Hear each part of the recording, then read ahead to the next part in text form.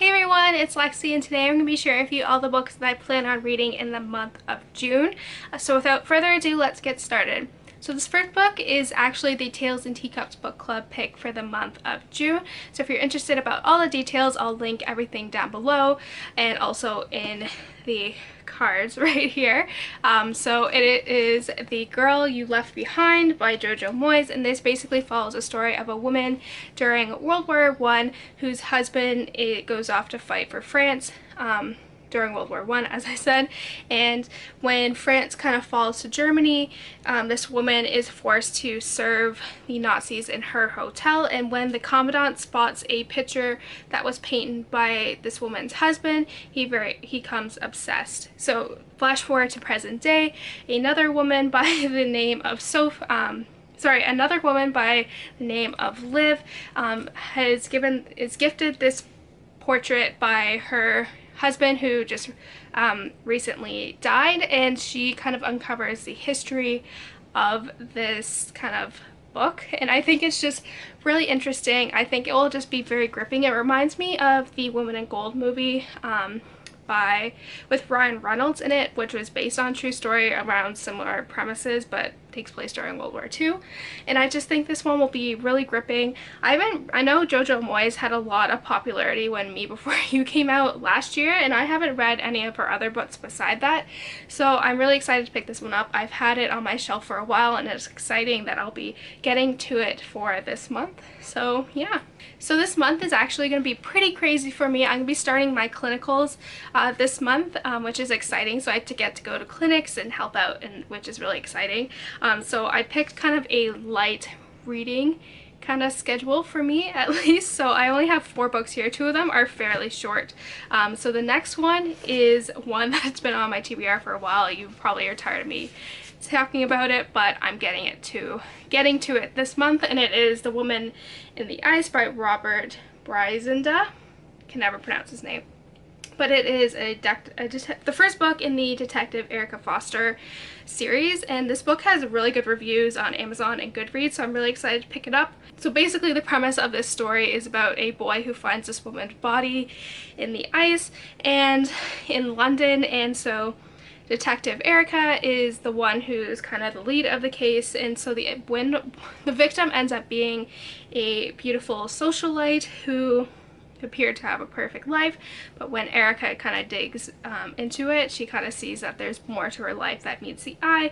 I'm really excited to kind of start a new series. I know The Resilient Isles, the next book comes out in August, so I'm kind of holding out on that for right now. So this will be kind of my little help me get through the time till that book comes out, because it is kind of a murder mystery.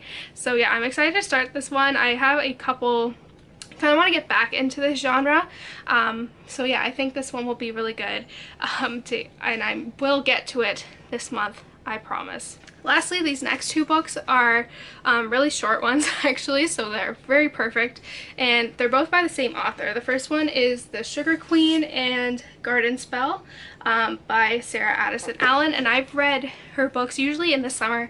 I've read 2 of her other ones a couple summers ago. I really enjoy them. They have like a magical realism aspect to them, which I really like. So if you're interested in magical realism, I highly recommend that you check out her books. They're really good. I think I might make one for the July book club pick. So yeah, the first one is The Sugar Queen. I don't really know the concept of it, but it says Josie is sure of 3 things. Winter is her favorite season. She is a sore excuse for a southern belle, and sweets are best eaten in the privacy of her closet.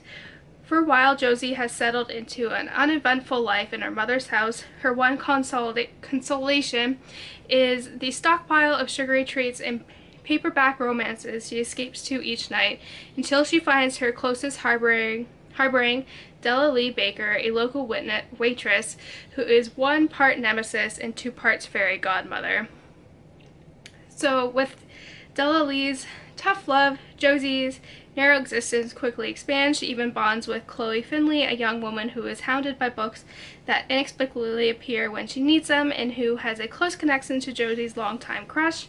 Soon Josie is living in a world where the color red has startling powers, and passion can make egg fry in their cartons, and that's just for starters. So that one seems really interesting. I love, like, she always paints a good, like, southern, like, sitting on your porch drinking sweet tea, like, aspect, which I really like. And so the garden spell one is basically, I'll just read the little premise on the back. In a garden surrounded by a tall fence tucked away between a small house in the smallest of towns is an apple tree rumored to bear a very special sort of fruit. In the luminous debut, like, this is the author, so basically the premise is the Waverleys have always been a curious family, endowed with peculiar gifts that make them outsiders even in their hometown of Bascom, North Carolina. Even their garden has a reputation, for the Waverley history is the soil, and so are their futures. A successful caterer, Claire Waverley prepares dishes made with her mystic plants from the nasturtiums, I don't know, my plants, that aid in keeping secrets to the snapdragons intended to discourage the attentions of her amorous neighbors. Meanwhile, her elderly cousin Eveline distributes unexpected presents whose uses become uncanny clear.